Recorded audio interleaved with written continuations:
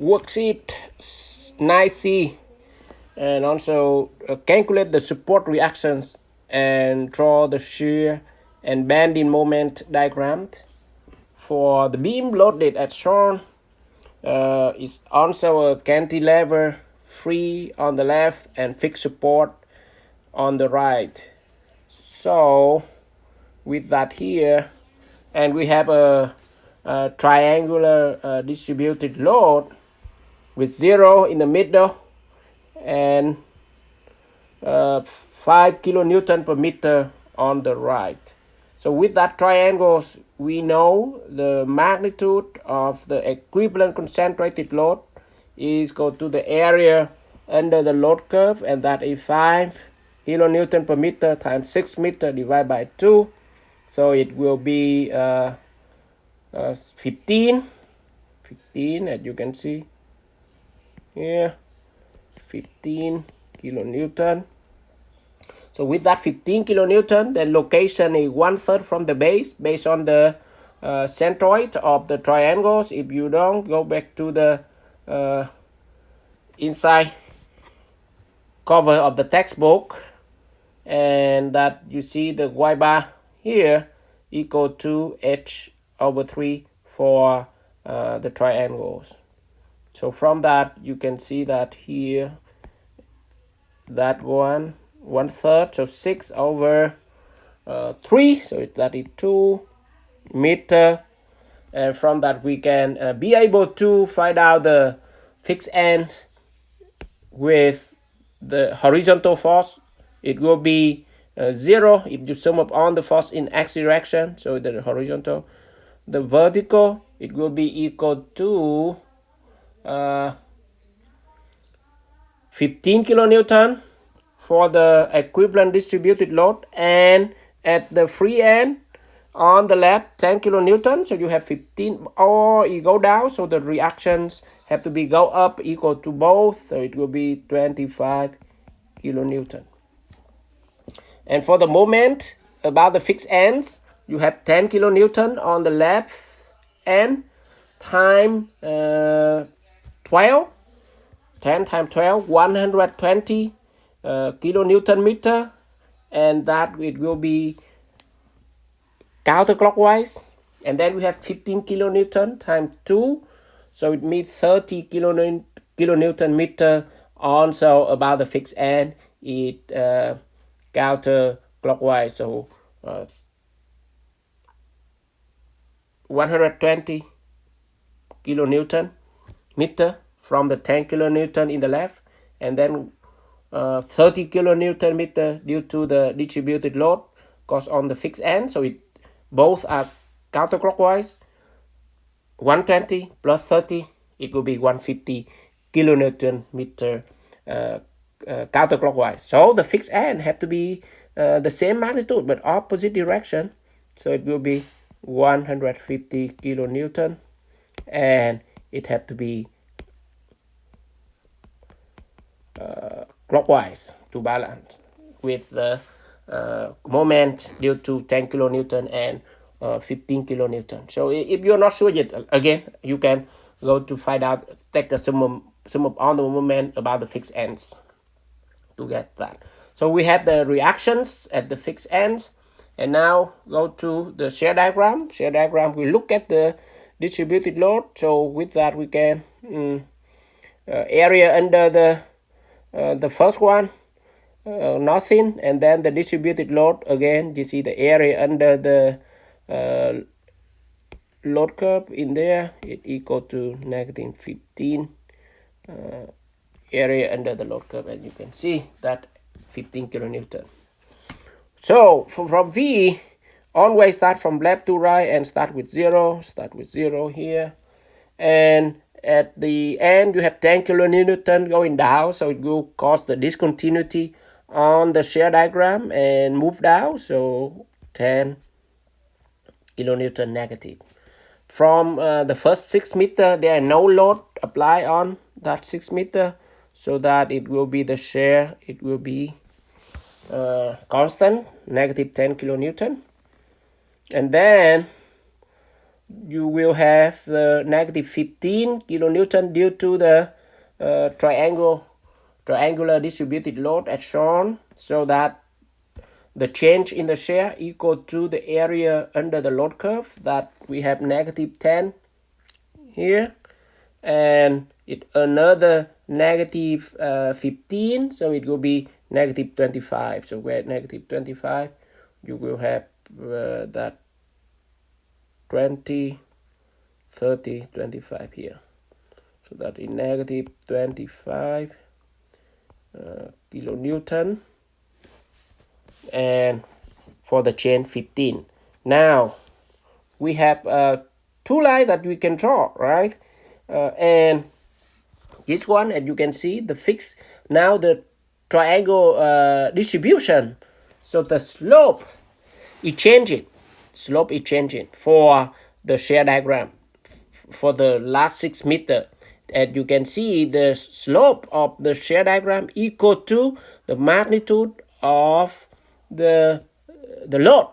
And as you can see, at this point, the magnitude of the load in the middle is 0. At that point, it equal to 5 kilonewton meter. So it's changing. So from the straight line to the shear, it will be a parabola on the shear diagram if the triangle distributed load. So from here, you have two ways that you can draw. You can draw the first one for parabola. Let me make really a parabola here. Parabola here. And then the other way that you can draw is that one here. So that both are parabola, but which one is going to use? So you look at the distributed load, in the middle, midpoint, 0, and then on the end point, on the right, it's 5 kilonewton meter. So the slope on the shear diagram has to be increasing. So for the increasing, as you can see, the red line should be the slope increase, not the black one. Black one, as you can see, they start higher on the slope here and go lower, lower. So from that, we can see that should be the shear curve for that 6 meter. And then 25, you have a jump, 25 going up on the fixed ends, so it will be cause the discontinuity on the shear diagram and move up 25, and that end at 0. So that's what we do correctly. When it finishes, start at 0 and end at 0. So that is the shear diagram, and we can go ahead to have this is straight line and this is a parabola. So bottom line, as you can see, if the distributed load is triangles or slope changing constantly, uniform slope on the distributed load, then it becomes a parabola for the shear diagram, for the curve of the shear diagram. Now go to the moment. Go to moment. Okay. So for moment, again, always start at 0 from the left, and the change in moment equal to the area under the shear curve. So if we divide this into 2 here, so that one is 10 times 6. So as you can see here, that is negative 60 kilonewton meter. And now the most tricky part here is how to find out the areas of under the parabola. How? So this you need to think carefully. Let me make this into divide into 2 shape. Make it 2 standard shape, right? Composite shape, make it 2 standard shape. The first one, as you can see, the rectangles with the 10, and you can see that in negative 10 kilonewton up there. So with here, it will be 10 times 6. So that areas you can see that area here. The first one is 10 times 6, so it also negative 60 on the first shape, the rectangle shape. And now the question is how to determine the areas here, how to determine that areas. And that the parabola where it starts at 0 here and go to that area. So what should be the areas under that parabola? To find out that, we go to the inside cover of the book again and look for the parabola, and in this case it will be the parabola square that you have it in here, and they show you where is the x bar, where the y bar, but here we want to area, so it's very last column, and you can see here with that shape the slope start at 0 here. You see slope is 0 and then increasing slope, and the height here is h, and then the distance a, then the areas equal to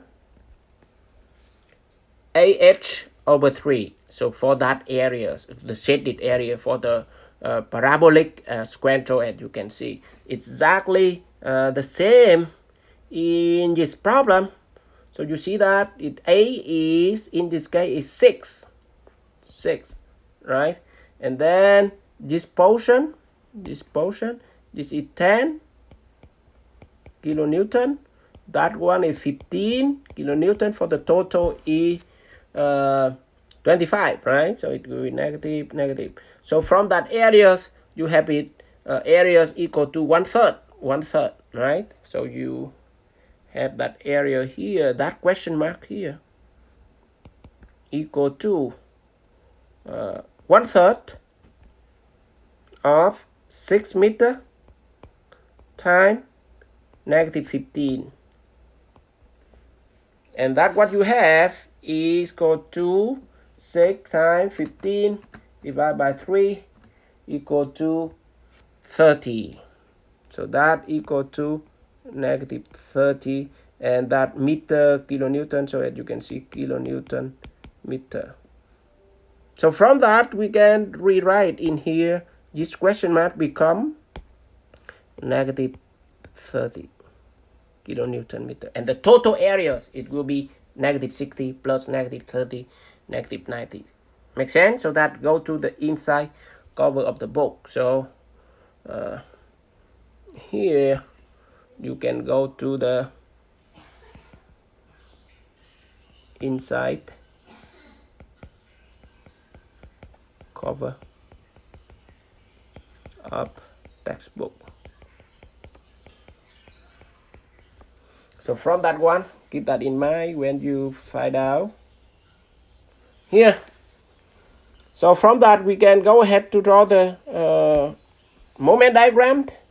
Start with 0, and then for the first 6 meter it reducing 60 kilonewton meter for the area under the Shear curve. So it will be 60, that it will be negative 50, 75, so it's 60 there, that is 60, negative 60 kilonewton meter.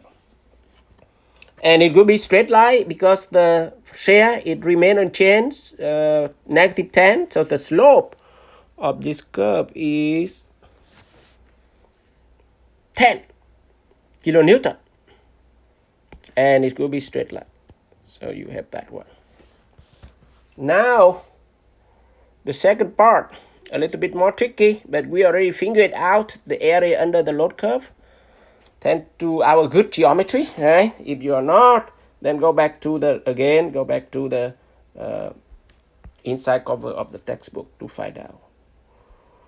So from that we can have the change from the middle point to the right side, to the fixed end. It will be reducing another 90 kilonewton meter. So you have 60 here plus 19, so it will be 150 negative. So 150 there, it go down there, because that chain have to be equal to the area under the Shear curve, and that is 60 plus 30, so it total is 90. Okay, and then what kind of the shape we have here? So as you can see, the shear curve is parabolic in the last 6 meters. Then the moment, the next integral, as you can see, it become a cubic power 3. Okay, so from that we can go ahead to write out the cubic, and in this case you can see also the shear changing slowly in the middle and go faster at the end to reach negative 25 kilonewton. So the parabolic, the cubic curve for the moment, it also go the same curve like that. So it's not going down here, as you can see, because the shear increasing from the middle point to the right end, so that we can erase this here and we put here, otherwise we forget there. As you can see the curve, we don't know it's a cubic or parabolic, so that's why we need to put down in here a cubic. And this is negative 150.